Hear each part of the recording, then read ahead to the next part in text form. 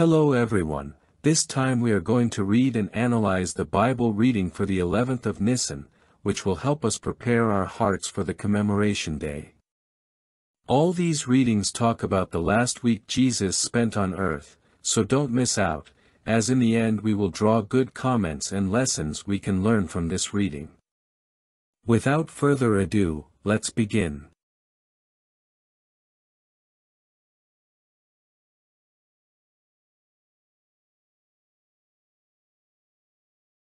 Eleventh of Nisan.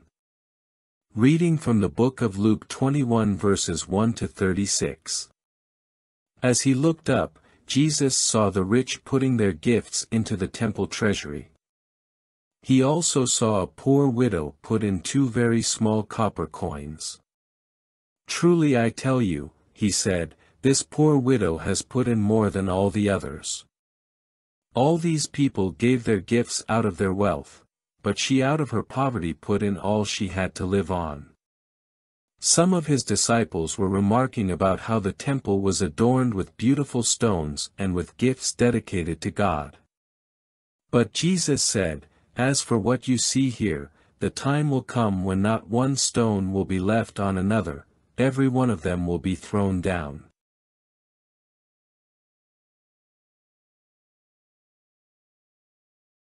"Teacher," they asked, "when will these things happen?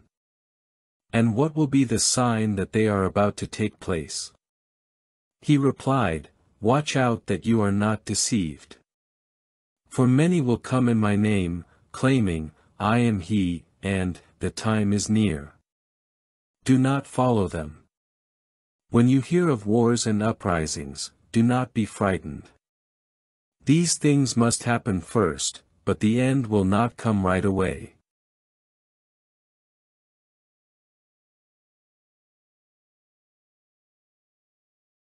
Then he said to them, "Nation will rise against nation, and kingdom against kingdom.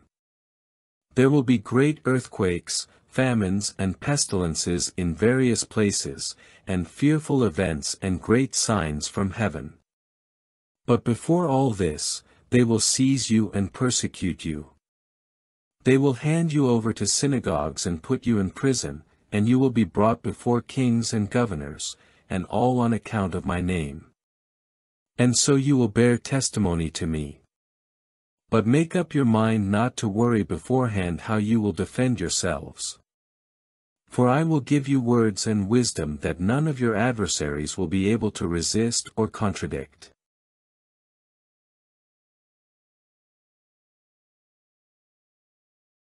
You will be betrayed even by parents, brothers and sisters, relatives and friends, and they will put some of you to death. Everyone will hate you because of me. But not a hair of your head will perish. Stand firm, and you will win life. When you see Jerusalem being surrounded by armies, you will know that its desolation is near. Then let those who are in Judea flee to the mountains, let those in the city get out, and let those in the country not enter the city. For this is the time of punishment in fulfillment of all that has been written. How dreadful it will be in those days for pregnant women and nursing mothers. There will be great distress in the land and wrath against this people. They will fall by the sword and will be taken as prisoners to all the nations. Jerusalem will be trampled on by the Gentiles until the times of the Gentiles are fulfilled.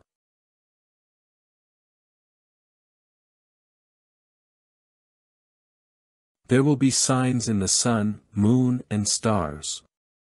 On the earth, nations will be in anguish and perplexity at the roaring and tossing of the sea. People will faint from terror, apprehensive of what is coming on the world, for the heavenly bodies will be shaken. At that time they will see the Son of Man coming in a cloud with power and great glory. When these things begin to take place, stand up and lift up your heads, because your redemption is drawing near." He told them this parable, "Look at the fig tree and all the trees. When they sprout leaves, you can see for yourselves and know that summer is near. Even so, when you see these things happening, you know that the kingdom of God is near.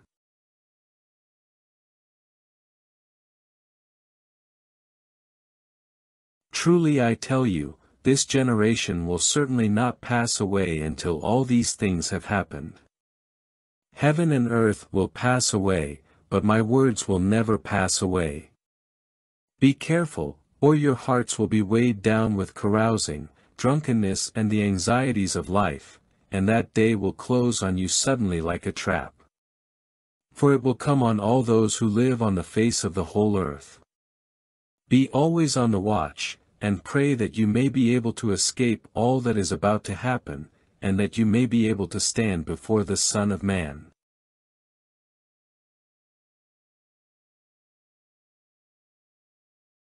Now, let's look at the comments and lessons we can highlight from this reading. First comment. We see that the Pharisees asked Jesus a question in an attempt to trap him, but he responded with wisdom and patience. This also teaches me to cultivate patience in ministry, for example, when we encounter people who like to debate biblical principles.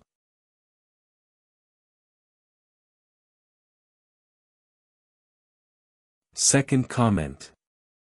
We see that Jesus explained the difference between the things of Caesar and the things of God.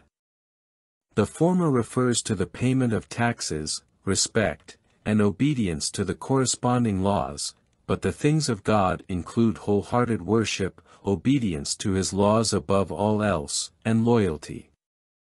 Therefore, if the government of this world were to ask us to disobey God's laws, then that is when we should follow the example of the disciples in obeying God as the ruler rather than men.